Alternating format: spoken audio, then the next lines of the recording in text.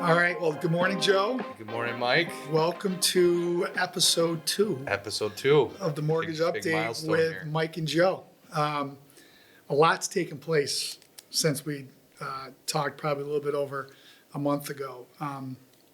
Let's start with the Bills. Obviously, we started our last podcast with the Bills. Yeah. Obviously, You predicted 2 or 3 losses I did. for the season, so we got one under the books this week. Yeah, so the 17-0 run, that's over. That's over. So that's not going to take place. But obviously, all of us here, we're Bills fans, you and I, and obviously, as we go into this next game, obviously, it's going to be a test. The Bills are a little banged up,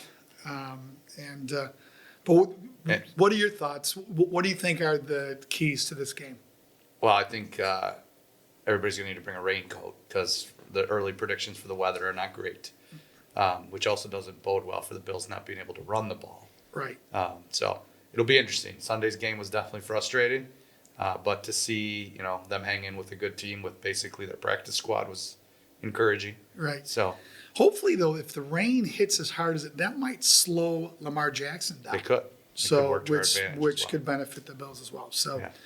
so I know the folks that are dialed in or have called in want to talk about the mortgage market, the real estate environment, and since we last spoke, Joe, obviously lots changed. Sure. And I think probably the biggest thing to point out is let's just start with what the facts are. So the facts is that mortgage rates within the past 2 weeks have increased really from really close to 6% to 7% in a really short period of time.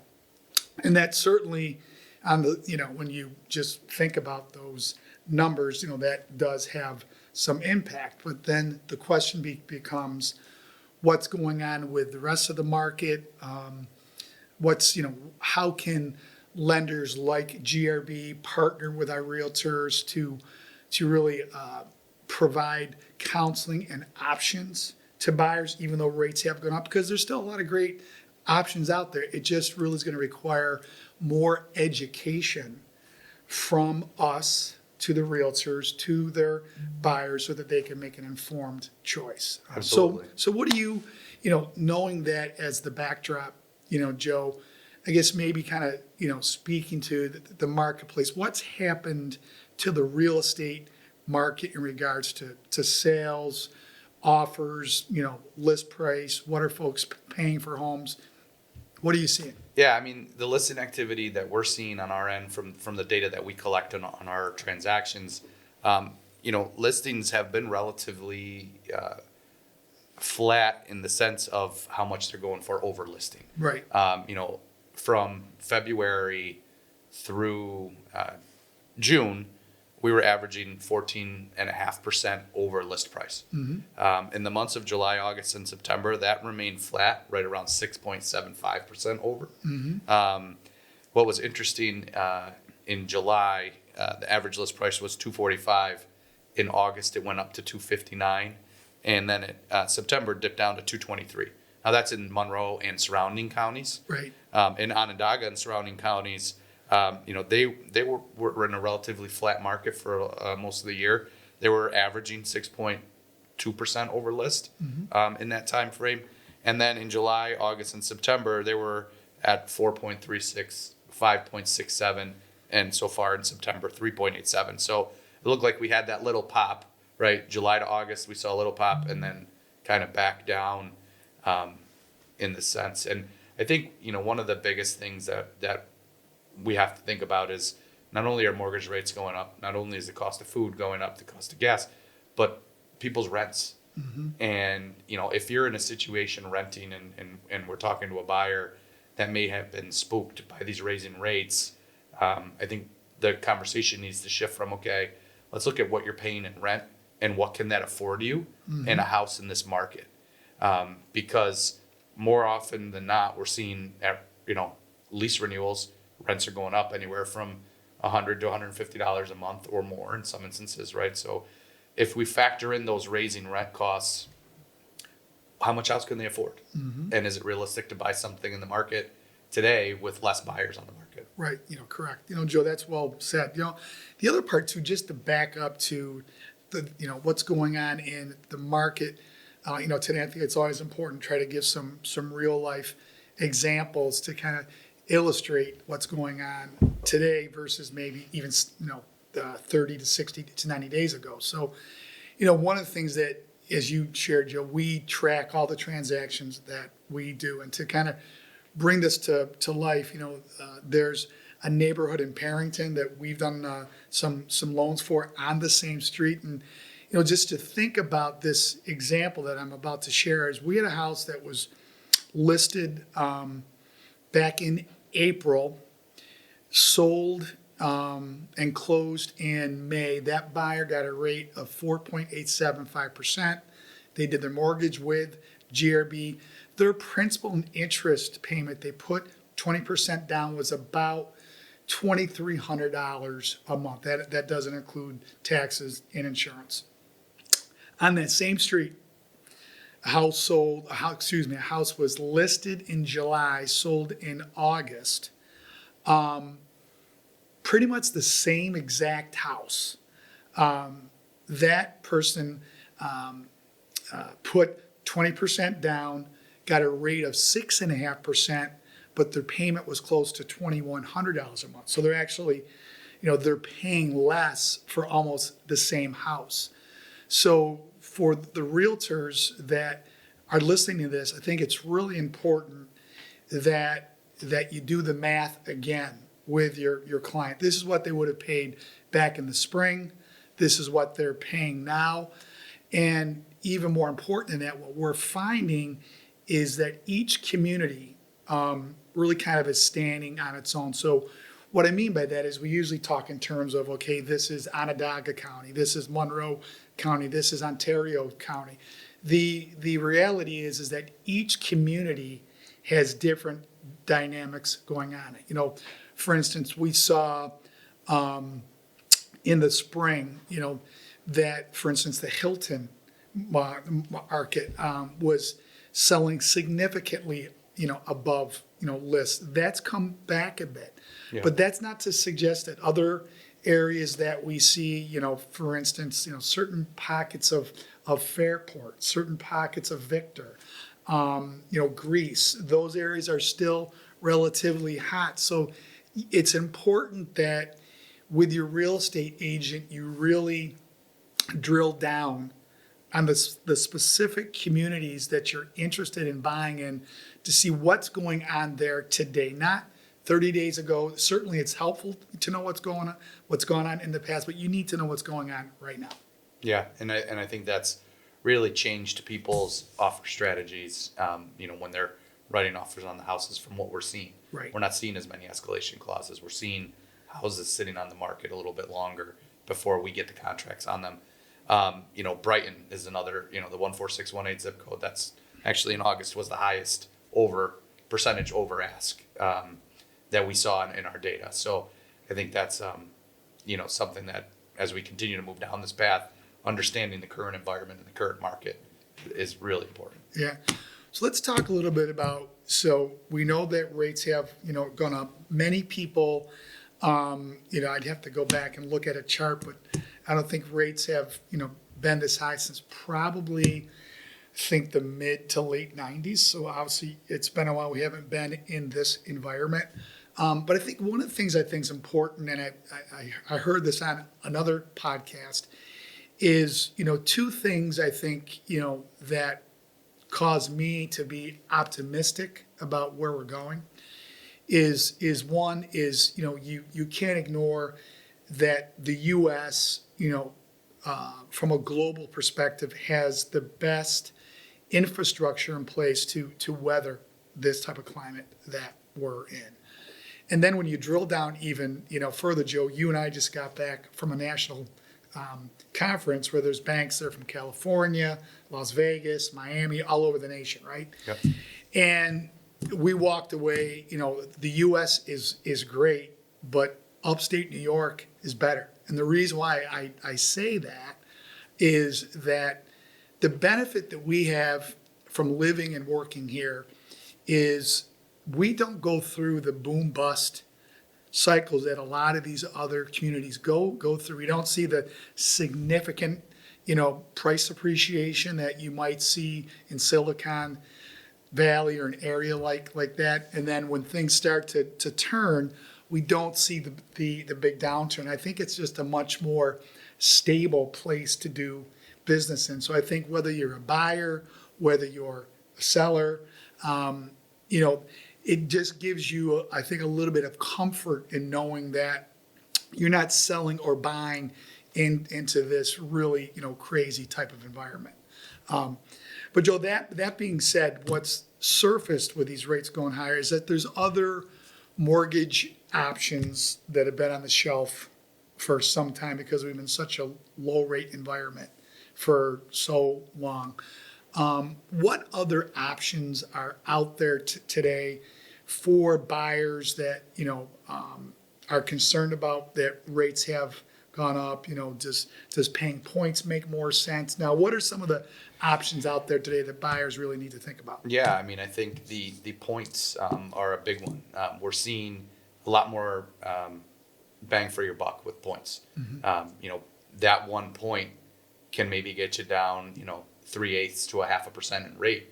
So a lot of times what we're seeing is, yes, your par rate may be at 7%, but that 1 point can get you down into the sixes.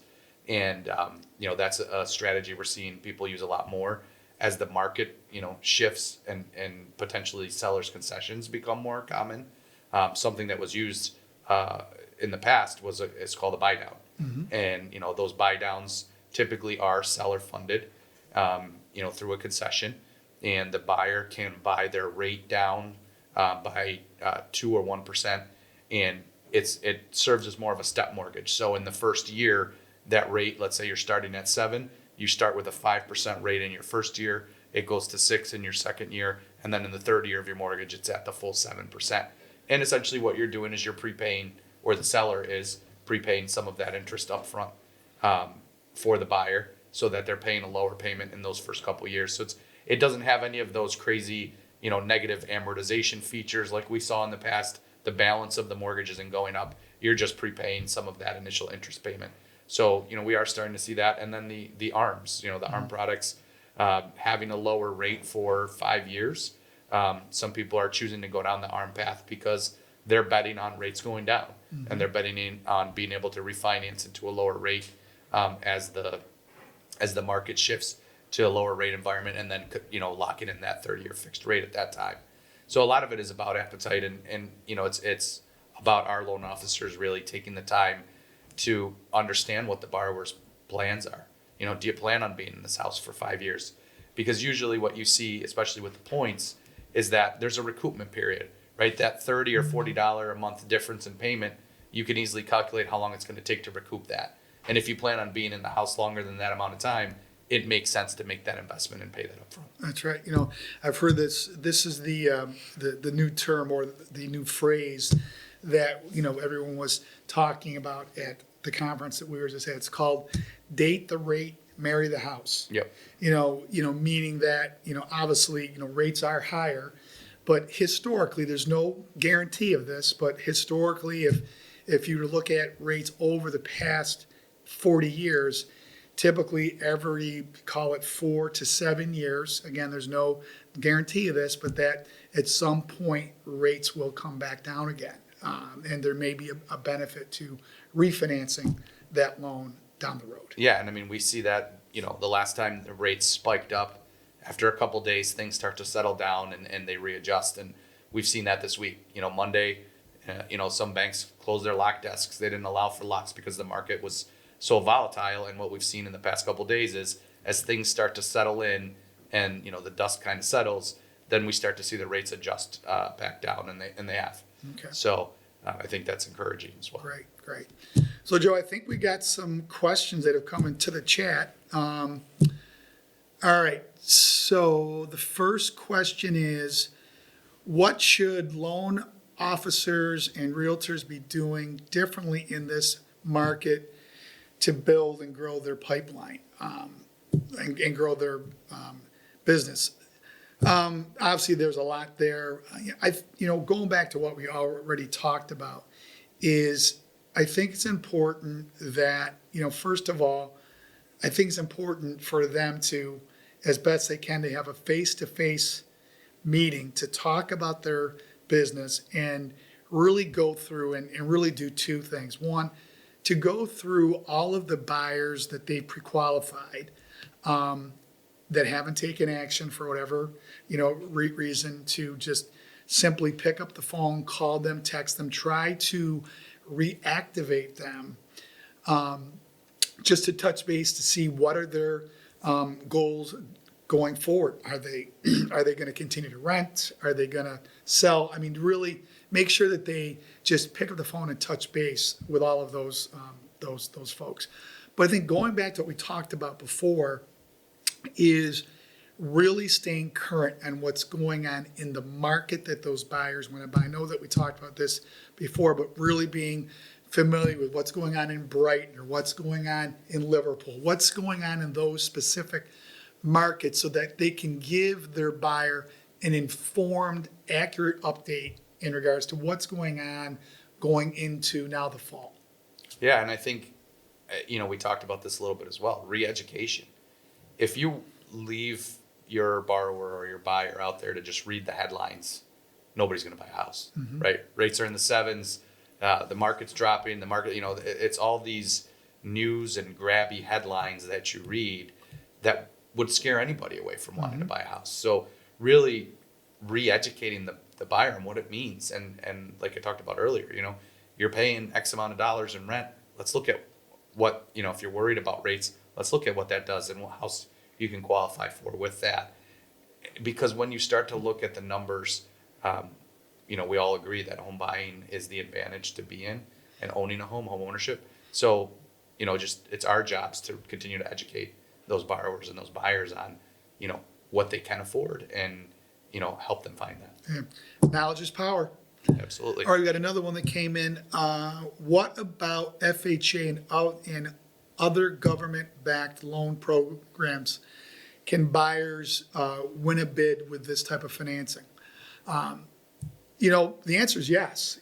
But that being said, one of the things that we've learned really throughout the past few years is that it's so important when the offers are being presented, regardless if it's conventional, VA, USDA, government loan, that the buyer's agent is really trying to reach out to the listing agent to really ask them questions around what's important to this seller at this time, other than just price and terms. Is there anything else that needs to be woven into that offer? One of the things that we do, I think, a really good job of here is that if somebody is going to look to submit an FHA loan on a house, we'll help them vet out whether there's going to be any repairs needed on that house. And Joe, I know you've done a lot of that. How do you kind of advise realtors, lenders to try to make their FHA offer as competitive as possible? Yeah, I think the biggest stigma on any government program is, the appraisal requirements that come along with them. Right. And understanding what those are and being able to look at the house and assess, is there any peeling paint on this house? Is the downspout on the hot water tank?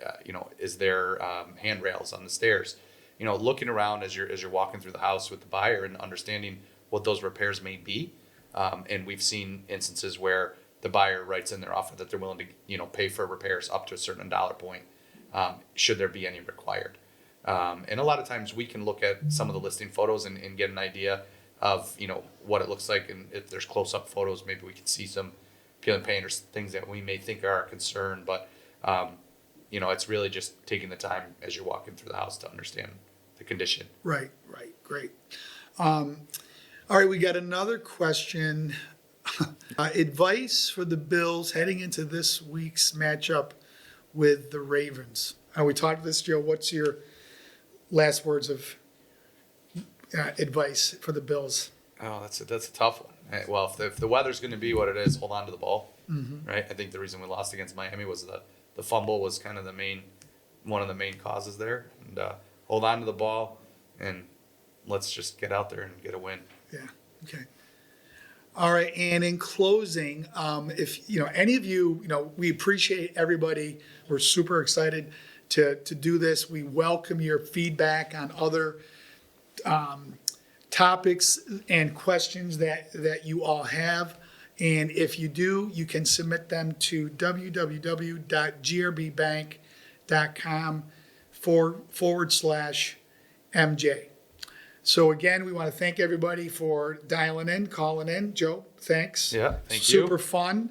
Hopefully next week the next time we do this, we'll have some more encouraging news regarding the Bills And the market. and the market Yeah. as well. So with that, we'll bid you guys adieu. Go Thank Bills. you. See you.